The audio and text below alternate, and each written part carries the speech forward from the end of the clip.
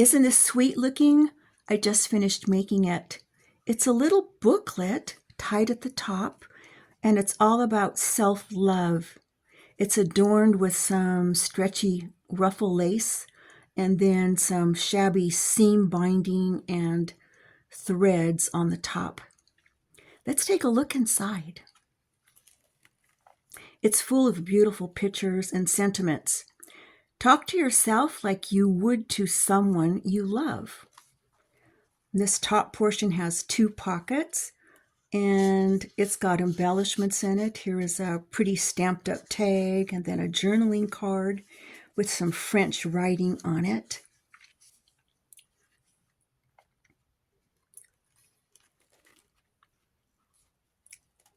I choose to be kind to myself. And then this portion up here has a big side pocket and a booklet inside with a cat and a generous amount of room for writing that special sentiment to someone.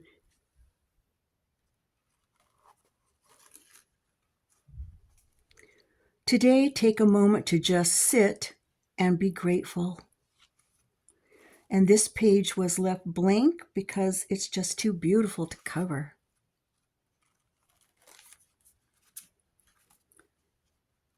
I am unapologetically myself. And then at the top we have a pocket and then a decorative element. And let's pull these goodies out and have a closer look. Just a little scallop piece that's stamped, a circle, and a simple tag that's been embellished with some stamped French writings.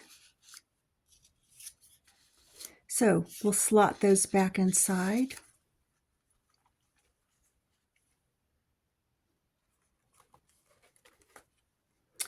Today, make yourself a priority. And on the top has a deep pocket. It says Happy Mother's Day. And this is where the sleeve for a greeting card could be stuck.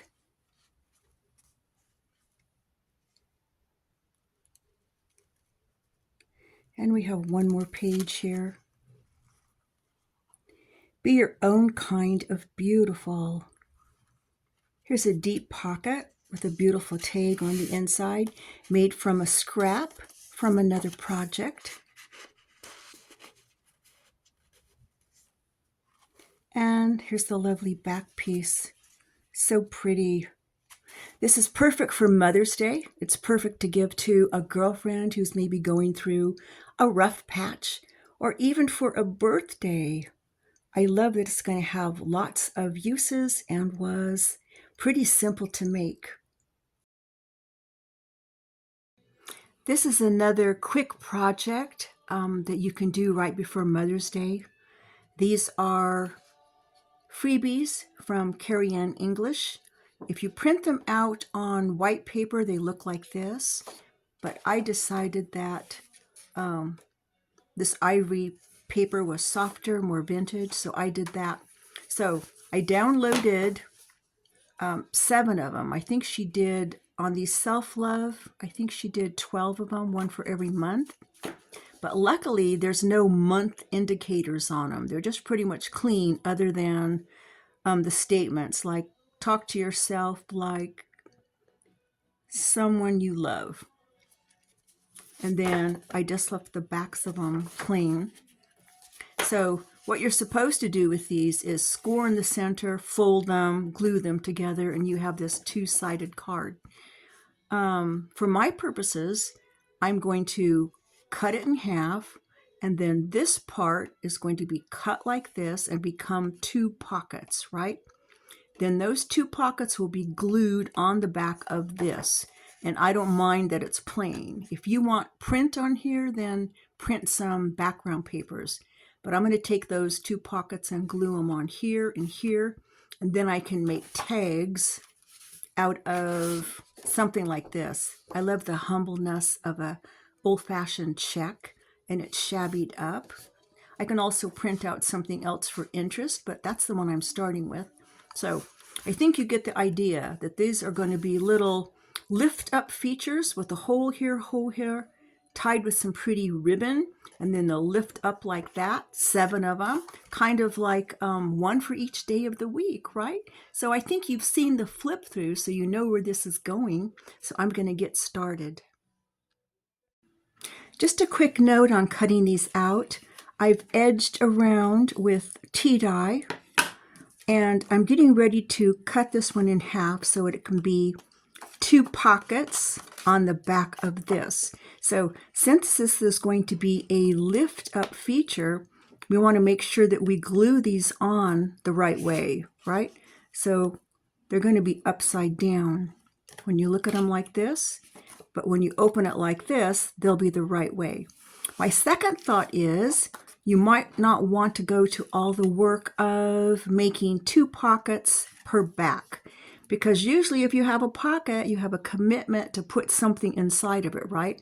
And so there's 7 pages, there's 7 back sides with 2 pockets. We're talking a lot of tags and little booklets or whatever to stick inside of them.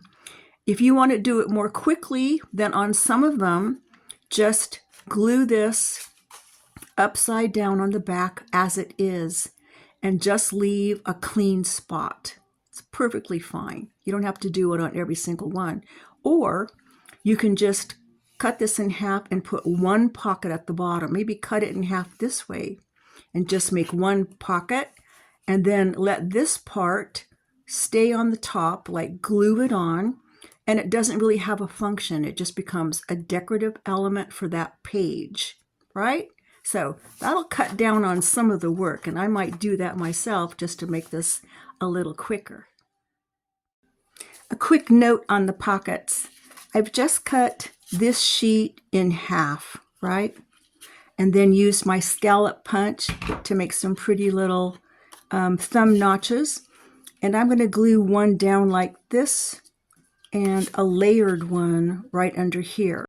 Second point, don't use gussets. If you add the usual gussets to it to add thickness, they're going to slip out. Anything you put in there is going to slip out when you lift this up, right? So yeah, so when it's upside down, they might fall out. So you don't want to do that. They don't have to be this big. I could cut this part off and just make a shallow pocket right down here, and then cut this extra off and make a shallow pocket right up here and not have them kissing like this, like layered. Yeah, you can do that. And then also, if you want to corner round them, you certainly can, but that adds some time. So I'm going to leave mine right like that. And the only perk I'm going to add is this cute little scallop. I want to figure out where my top holes are going to be precisely. And the reason why is because a lot of those holes are going to be on the reverse side in that pocket. And so the holes will eat up some room in that pocket, and that will help me determine how deep I can go with whatever tags or booklets I might be making for it, right? So I want to get that established now. And I cut this little piece of paper. It is 1/2 inch wide, and so I cut it the length of the card, right? And then I folded it in half to get center, folded each of these in again to get these.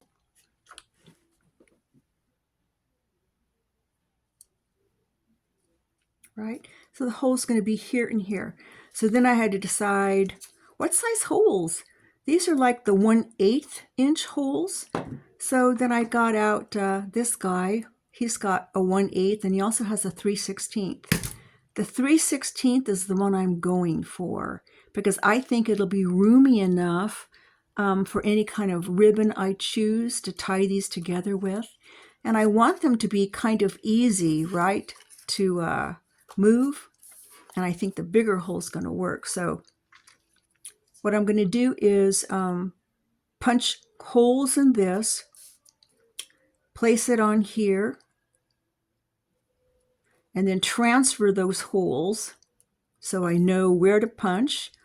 And then I will transfer those either with this or with this that's already has the holes punched to each of these, right? If I put this right on top, I'll be able to see through the hole and make a little mark with my pen that goes through it to here so I can punch out each subsequent card. I've punched my holes, and so there's some little raggedy areas around there that I'm not happy with, so I am using my Q-tip and going in like this, right? Just like colorizing those. And you thought I was an imperfectionist. I am to a point, and then when I reach that point, I go a little anal. I can't help it. A girl's just got to be who she is. I've been auditioning ribbons. See them all? Dark and light and fat and skinny. I wish I had this in the seam binding crinkled, but I don't because I think it would be ideal for this. So I'm going to use this pastel one. And as you can see, I've fed the ribbon through the holes, right? I'm going to go back in this video and delete out every time I said right. Right? So here's how I tie it so there's some room. Instead of tying it tight here and guessing how much slack I'm leaving, I've used a pencil like this. So put that pencil in the center. That way I can tie it tightly, right? It's like tight on there, on that pencil. Then I do the little bow. So let's just do a little bow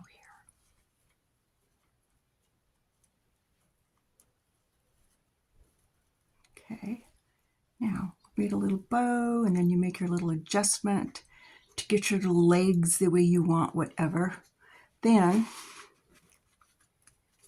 I pull it out, and that gives me an equal amount of slack here and here. And you need the slack for this to open up properly like this, right? So see, I've got the right amount of slack there because you want it to open up freely. Yeah, so that. I had my heart set on using this as the cover because it's my favorite sentiment.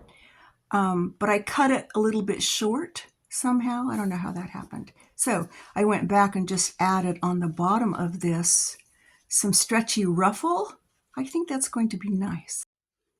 To make my little bows up here secure so they won't get untied accidentally or on purpose, I'm going to go in with some of this baby pink thread and just run some stitches through there and then let some tails hang off like I like to do. Yeah, cool. So I think we're done. I think it was simple enough for you to do pretty quickly. Hope you enjoyed it. Thanks for watching.